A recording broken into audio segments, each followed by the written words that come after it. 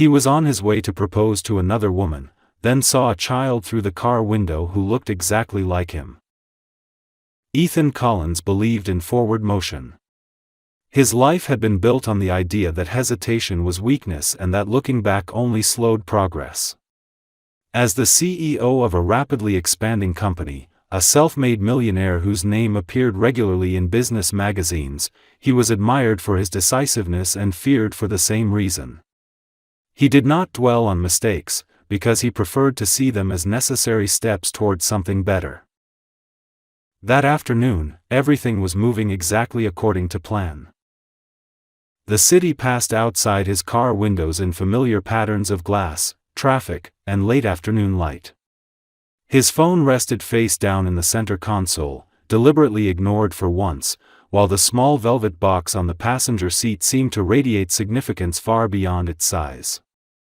Inside it was a ring chosen after weeks of consideration, not because of doubt, but because Ethan wanted everything to be perfect.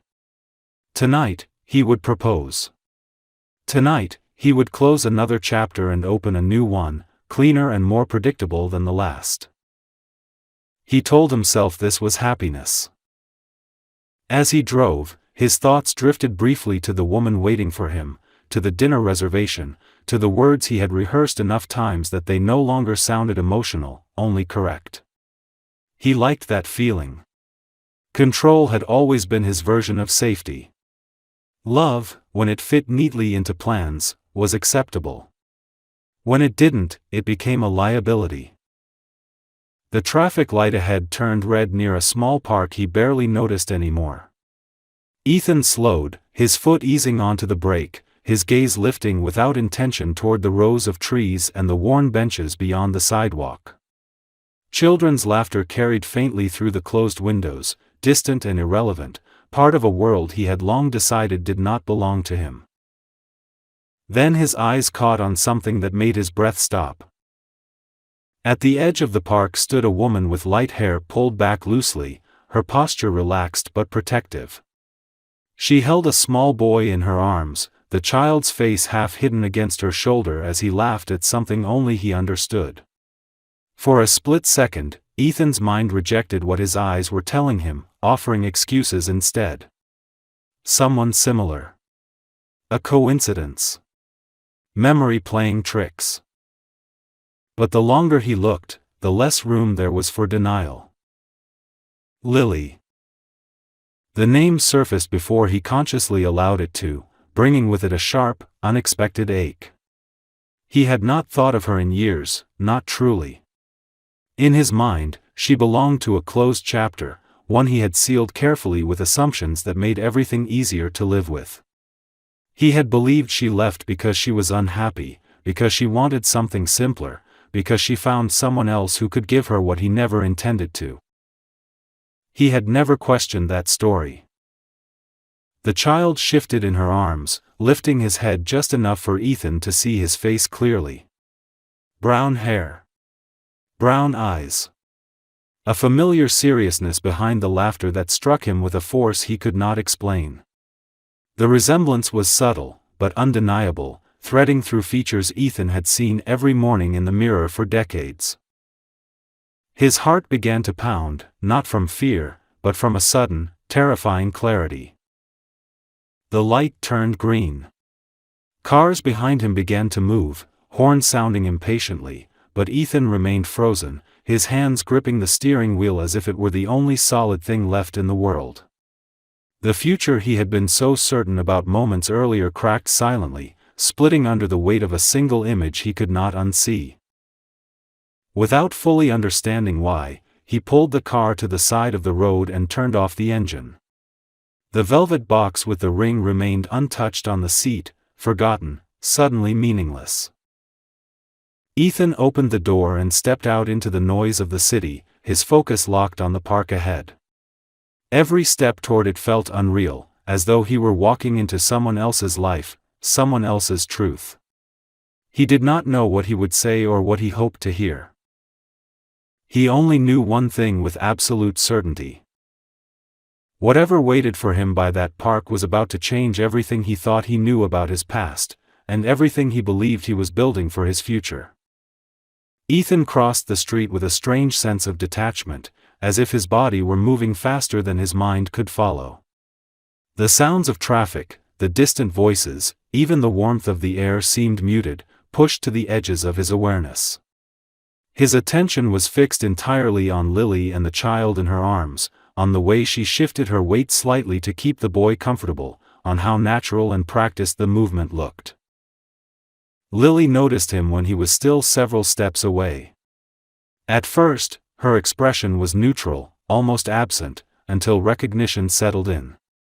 Her eyes widened slightly, not in surprise, but in something closer to resignation.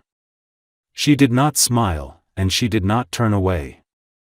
Instead, she straightened instinctively, one arm tightening around the child, the other resting protectively along his back. For a moment, neither of them spoke.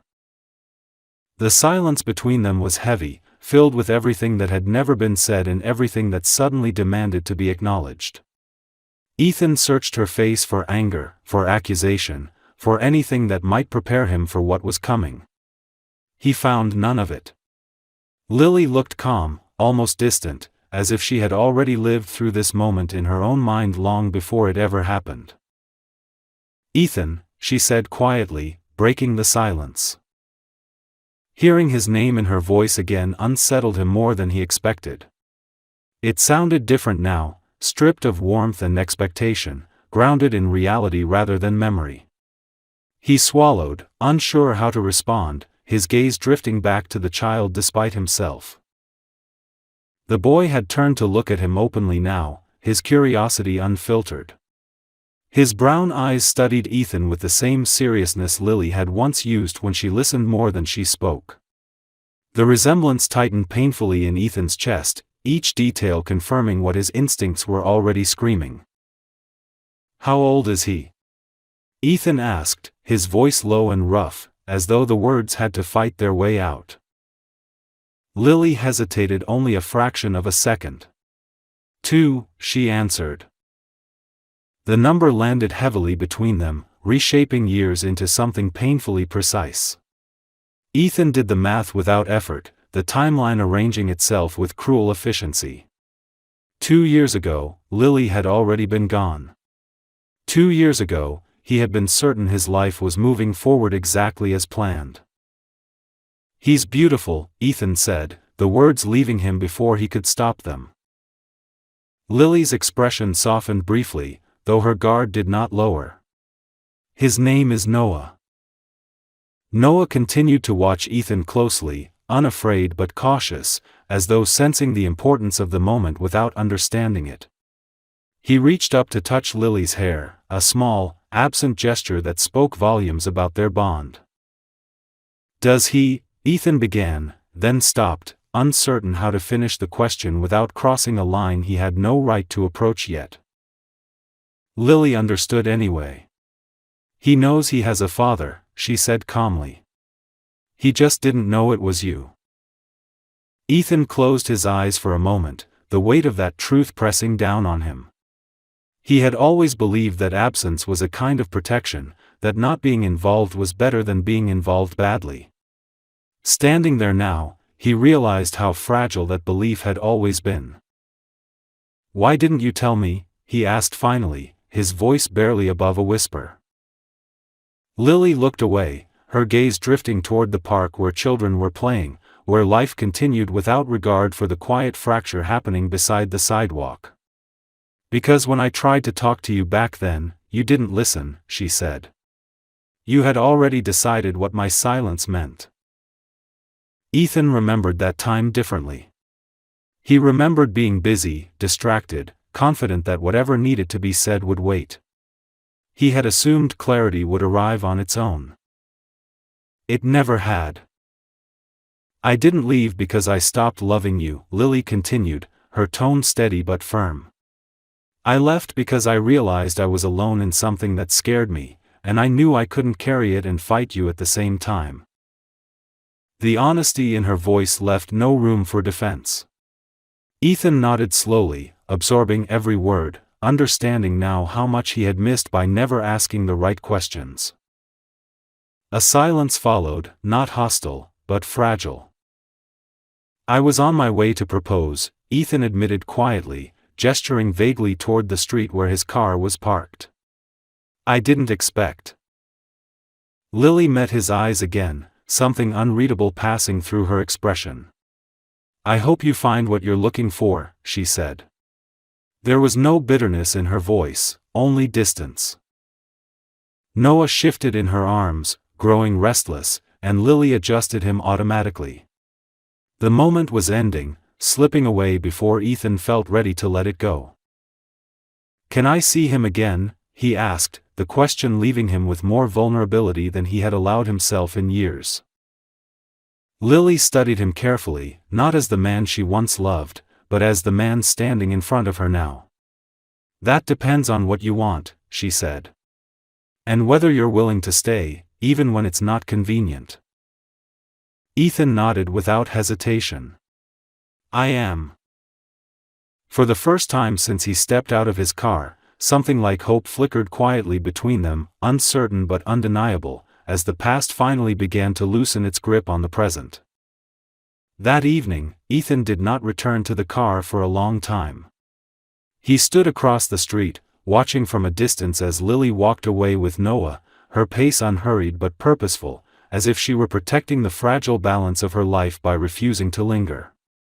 The child rested his head on her shoulder now, tired, his small hand tangled in her hair. The sight lodged itself deep in Ethan's chest, heavier than any boardroom loss he had ever endured. When they disappeared around the corner, the world seemed to rush back all at once. The noise of traffic, the impatience of passers-by, the vibration of his phone that he had ignored for hours. Ethan slid back into the driver's seat, staring at the velvet box still lying where it had been, untouched and suddenly absurd. He did not open it. He did not need to. The future it represented no longer belonged to him. He drove aimlessly for a while, letting the city blur past, his thoughts looping relentlessly. Every memory of Lily replayed itself with cruel clarity. Moments he had once dismissed as insignificant now felt weighted with meaning. Her quiet pauses, the way she watched him when he spoke too quickly, the tension in her voice the last time they argued. He had called it distance. He had called it incompatibility. He had never once considered fear. By the time he reached his apartment, the sun had already begun to set. The rooms felt sterile and oversized, filled with objects chosen for comfort but never warmth. Ethan dropped his keys on the counter and stood still, listening to the silence, which now felt louder than any noise. For the first time in years, he did not know what he was supposed to do next. Sleep did not come easily. When it finally did, it was shallow and restless, broken by images of a child's eyes staring at him with unspoken recognition. He woke before dawn with a sense of urgency he could not explain, as though time itself had begun to move differently, faster, demanding action. The next morning, Ethan made a decision that would have once felt unthinkable. He cancelled his meetings. All of them. His assistant protested briefly, accustomed to a man who never deviated from schedule, but Ethan cut the conversation short. For once, business could wait. Something far more fragile required his attention. He drove past the park again, not expecting to see Lily or Noah, but needing to understand the place where everything had shifted. He sat on the same bench where Lily had stood the day before, watching parents interact with their children, noticing details he had never bothered to see. The way small hands reached instinctively for safety. The way adults bent their entire lives around those moments without complaint. Ethan realized how little he had ever noticed before. Later that day, he called Lily. His hand hovered over the screen longer than he liked to admit before he pressed her name. When she answered, her voice was calm, cautious, not surprised. "I've been thinking," he said slowly, choosing each word with care. "About what you said. About staying, even when it's not convenient." There was a pause on the other end of the line. Thinking is a start, Lily replied. But Noah doesn't need promises. He needs consistency. I know, Ethan said. I'm not asking for anything right now. I just want to be present. On your terms. Silence followed, longer this time. Ethan waited, resisting the instinct to fill it with arguments or assurances. Finally, Lily spoke again. We're going to the park tomorrow afternoon, she said. If you want to come, you can. But understand this isn't about you getting answers. It's about you showing up. I'll be there, Ethan replied without hesitation. After the call ended, he sat back, feeling both lighter and terrified. For the first time, he understood that control was not something he could impose on this situation. Whatever came next would depend not on his power or resources, but on patience, humility, and his willingness to accept a role he had never learned how to play. That night, Ethan removed the ring from its box and placed it in a drawer, not as a rejection of love, but as an acknowledgement that love could not be forced into timelines and plans. The future he thought he wanted had dissolved quietly, leaving space for something uncertain, something real. And for the first time in a very long while, Ethan did not try to fill that space immediately. He let it exist. The next afternoon arrived with a nervous anticipation that Ethan could not shake. He reached the park early, parking several blocks away and walking the rest of the distance as if slowing his arrival might give him time to prepare for something he still did not fully understand. The park looked different now, stripped of its role as a passing backdrop and transformed into a place weighted with meaning. Every bench, every tree, every patch of worn grass felt like part of a scene he had stepped into too late. He chose a spot near the path and waited, his hands tucked into the pockets of his jacket, his posture deliberately relaxed even though his thoughts were anything but. Around him, families moved through the afternoon with casual intimacy. Parents called out warnings, children ran too far and were gently pulled back, laughter rose and fell like something natural and deserved. Ethan watched all of it with a quiet intensity, realizing how little of this world he had ever allowed himself to see. When Lily appeared, pushing Noah's stroller toward the playground, Ethan felt the same sharp jolt he had the day before, though this time it was accompanied by a steadier resolve. Lily noticed him almost immediately. She did not wave or smile, but she did not turn away either. That alone felt like permission. Noah was the first to react. He leaned forward in his stroller, pointing with unmistakable excitement. "That man," he said, his voice clear and curious. Lily paused, following his gaze, then met Ethan's eyes briefly. "Yes," she said softly. "That's him." She approached slowly, giving Noah time to process, giving Ethan space to stay where he was. When they stopped a few steps away, Lily released the stroller handle and folded her arms loosely, her posture guarded but not closed. "You came," she said. "I said I would," Ethan replied. Noah studied him openly now, his head tilted slightly, his expression thoughtful. Ethan resisted the urge to crouch or speak first, remembering Lily's words about showing up rather than performing. He waited. After a moment, Noah slid down from the stroller and took a tentative step toward him. Lily tensed instinctively but did not stop him. Ethan lowered himself slowly to one knee, bringing himself to Noah's level without invading his space. "Hi," Ethan said gently. "It's good to see you again." Noah considered him, then nodded with quiet seriousness. "You came back." "Yes," Ethan answered, feeling the weight of that observation settle heavily in his chest. "I did." That seemed to satisfy Noah, at least for the moment. He turned and ran toward the playground, his attention shifting quickly, as children's attention often does.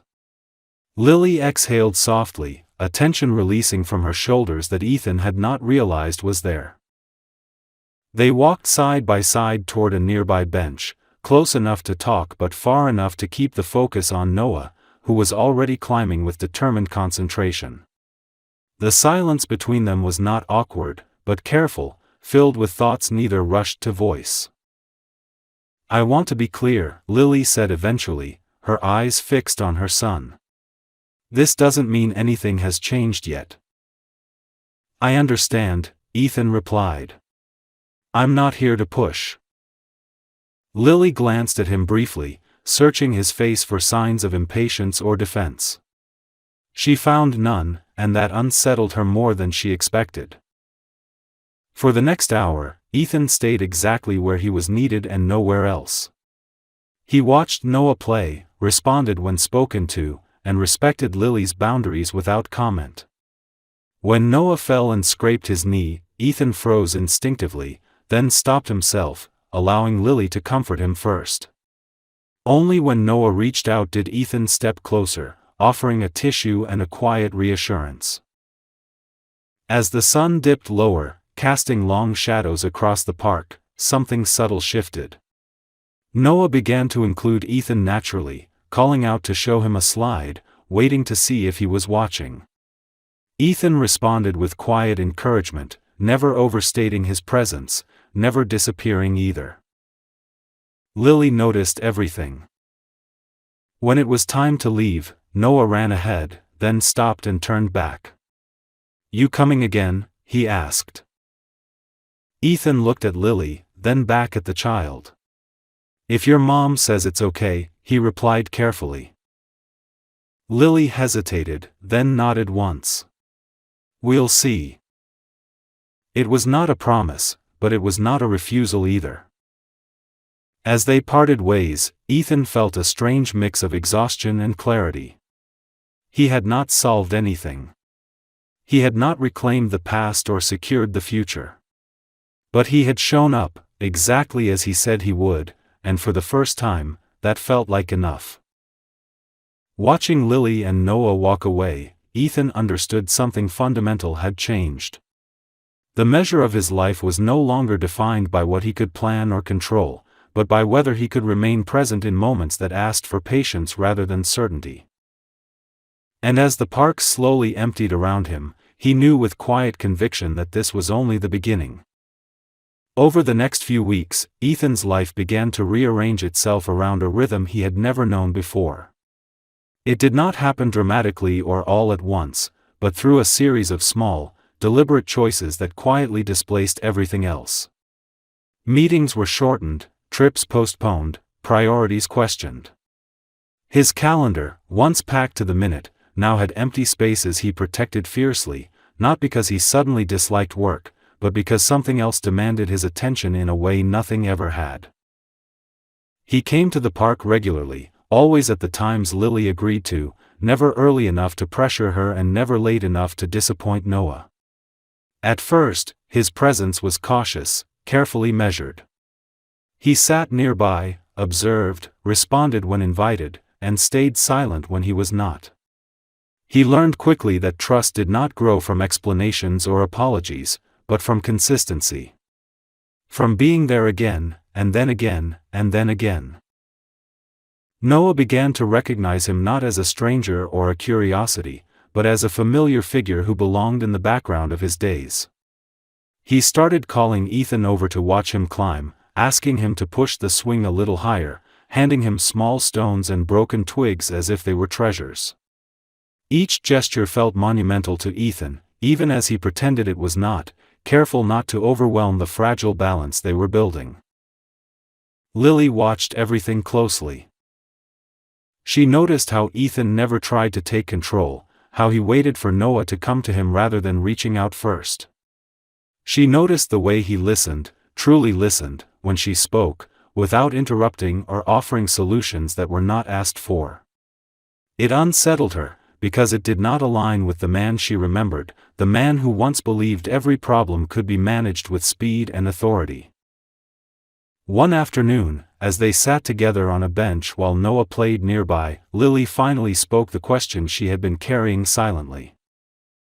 "You've changed," she said, her tone neutral but observant. Ethan did not deny it. "I had to," he replied. "The person I was didn't know how to stay." Lily considered this, her gaze following Noah as he ran across the grass, laughing freely. "Staying is the easy part," she said quietly. "Understanding why you left is harder." Ethan nodded slowly. He had spent many sleepless nights confronting that truth. "I was afraid," he admitted. "Not of responsibility, but of losing the version of myself I thought I needed to be. I convinced myself that distance was honesty." Lily did not respond right away.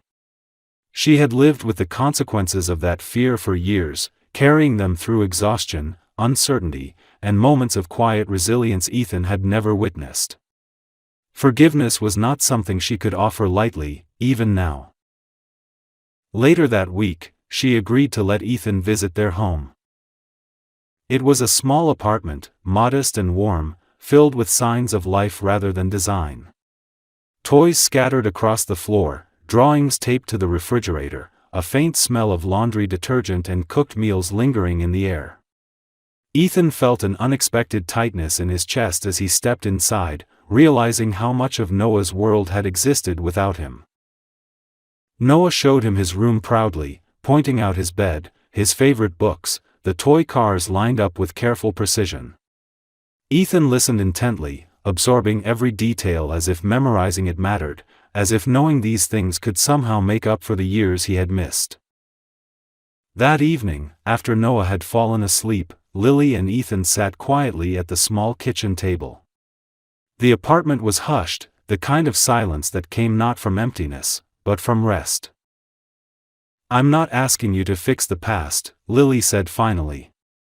"I'm asking you to be honest about the future." Ethan met her eyes steadily. "I don't want to be a visitor in his life," he said. "I want to earn my place in it, whatever that looks like." Lily studied him, weighing his words against his actions. For the first time since their reunion, she allowed herself to imagine what it might mean not to carry everything alone. "It won't be easy," she said. "And it won't be quick." "I'm not going anywhere," Ethan replied. The words were simple, but they held a depth he had never known how to express before. As he left that night, walking back into the city he once ruled without question, Ethan understood that success no longer meant expansion or recognition. It meant restraint. It meant presence. It meant choosing the slow, uncertain work of becoming someone worthy of trust. And for the first time in his life, that work felt like the most important thing he had ever done. As autumn settled into the city, the shape of their lives continued to shift in subtle but irreversible ways. The days grew shorter, the air sharper, and routines that once felt temporary began to root themselves into something more permanent. Ethan no longer thought of his visits as interruptions to his real life. They had become his real life, quietly redefining what mattered and what no longer did. Noah began to associate certain moments with Ethan's presence. Saturday mornings meant trips to the bakery where he was allowed to choose a pastry almost as big as his hand. Evening sometimes meant slow walks through the neighborhood, Noah's small fingers wrapped around Ethan's, swinging their joined hands without any awareness of how significant that gesture was. Ethan learned the rhythm of Noah's moods, the way he grew quiet when tired, the particular seriousness that appeared when he was concentrating. Lily remained careful, but not distant. She allowed Ethan more access, not because she had decided to forgive him, but because she saw the effect he was having on Noah. Her trust grew not from hope, but from observation. Ethan never missed a scheduled visit. He remembered small details and followed through on promises, even when they were inconvenient or clashed with work obligations he once would have considered non-negotiable. Still, not everything moved smoothly. There were moments when old habits surfaced, when Ethan instinctively tried to take control of situations that required patience rather than direction. One evening, after Noah refused to eat dinner and dissolved into tears, Ethan intervened too quickly, offering solutions that only escalated the situation. Lily stepped in calmly, guiding Noah back to his plate with quiet reassurance. Later, after Noah had fallen asleep, Lily addressed it gently but firmly. "You don't have to fix everything," she said. "Sometimes he just needs to be heard."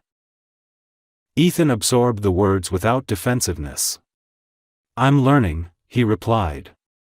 "I've spent my whole life solving problems. This feels different." "It is different," Lily said. "It's not about efficiency. It's about presence." That distinction stayed with Ethan.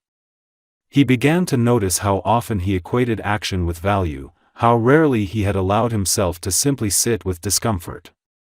Parenting, he realized, required a kind of humility that success had never taught him. One afternoon, Lily asked Ethan to take Noah to a pediatric appointment. It was a small request, but it carried weight.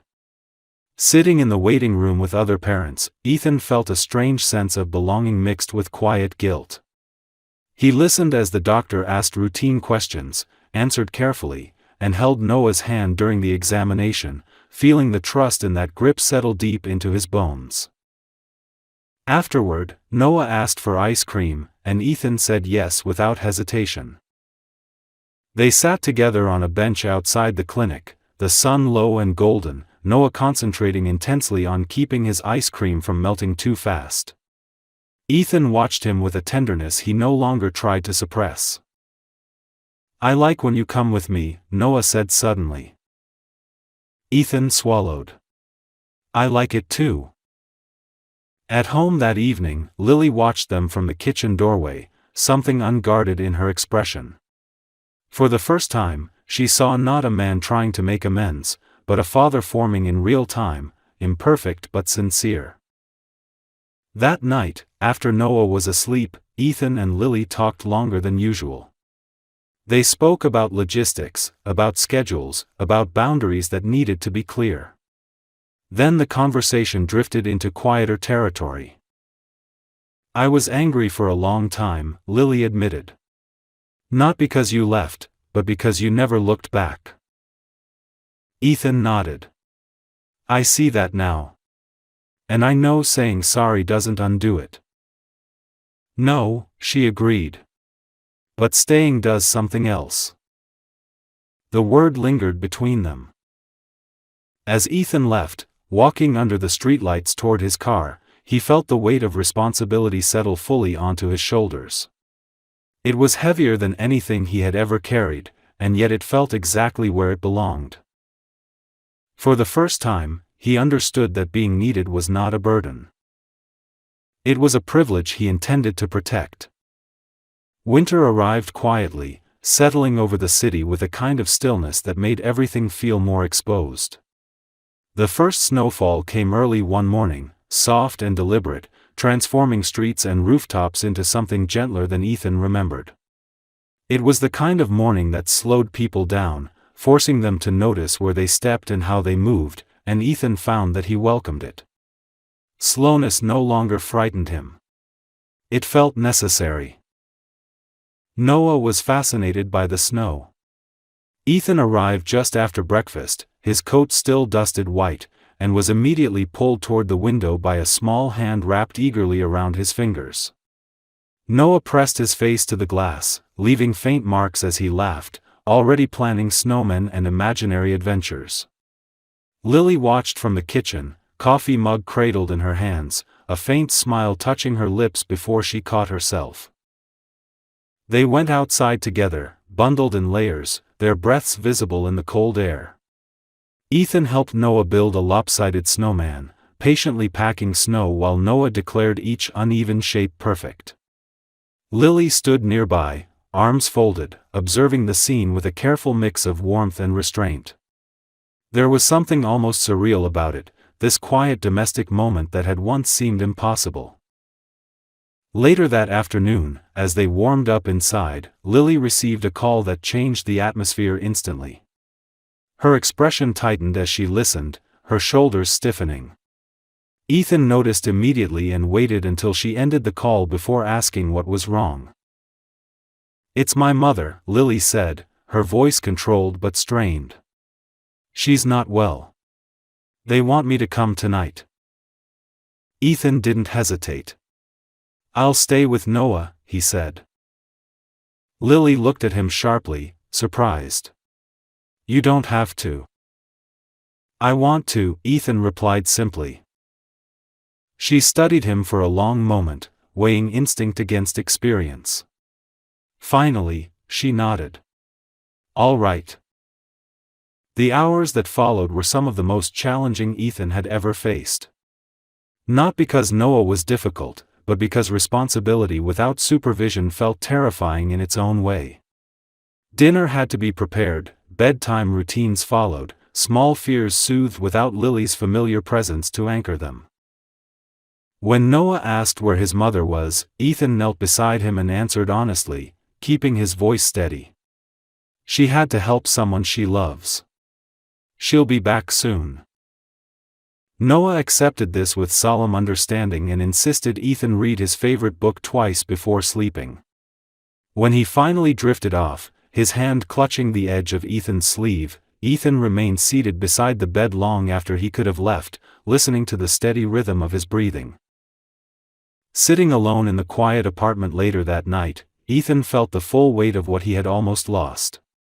Not just Lily, not just Noah, but the chance to become someone capable of holding this kind of trust.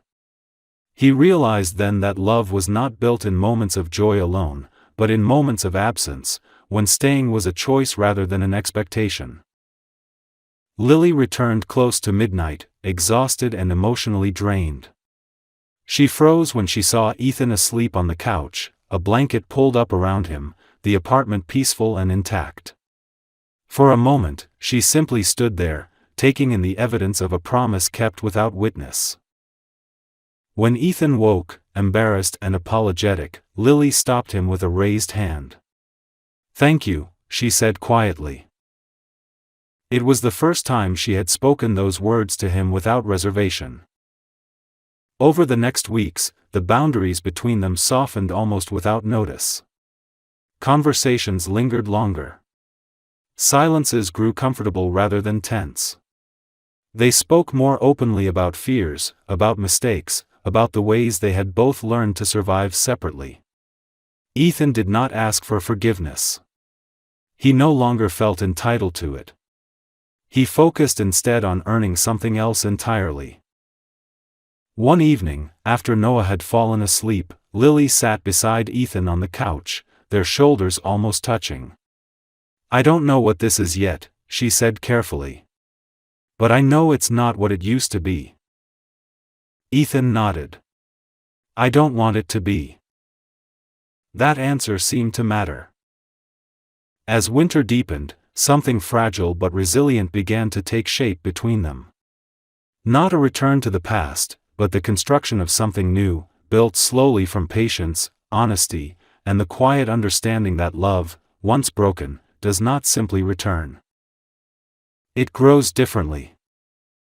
And for the first time, both of them were willing to let it. Spring arrived almost unnoticed, as if the world itself had decided not to rush what was finally beginning to feel right. The snow melted slowly, revealing sidewalks and parks that looked different now, familiar yet altered by the passage of time.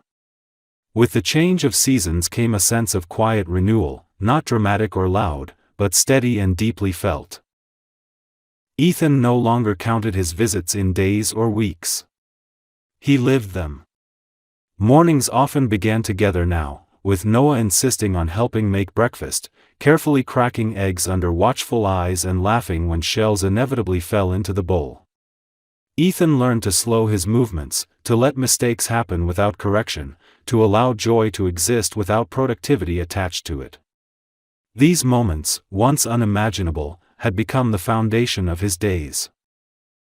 Lily watched this transformation with a mix of wonder and caution. She had spent years building a life that did not rely on anyone else, learning to trust her own strength above all.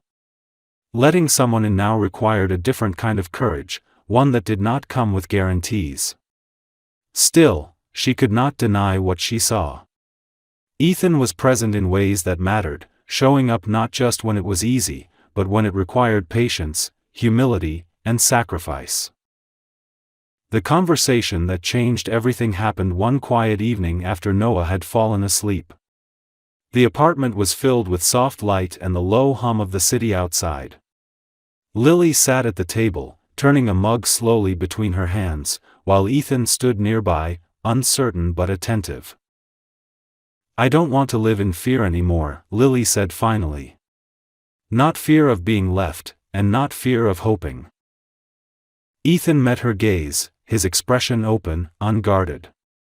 "I can't undo the past," he said. "But I can choose every day not to repeat it." They talked long into the night, about boundaries and expectations, about mistakes that still hurt and dreams that felt almost dangerous to voice. There were no grand promises, no declarations meant to erase pain. There was only honesty, offered carefully and received with equal care. Weeks later, they took Noah to the park where everything had begun. He ran ahead of them, carefree, his laughter echoing through the trees as he chased pigeons without success. Lily and Ethan walked side by side, their hands brushing occasionally, neither pulling away. Noah stopped suddenly and turned to them, his expression serious in a way that reminded Ethan painfully of how observant children could be. "You're both here," he said, as if stating something important. "Yes," Lily answered softly. "And you stay," Noah added, looking directly at Ethan. "I will," Ethan replied without hesitation. That was the moment Lily allowed herself to believe him fully. Life did not become perfect. There were disagreements, moments of uncertainty, days when old fears resurfaced without warning. But there was also something stronger now, something resilient.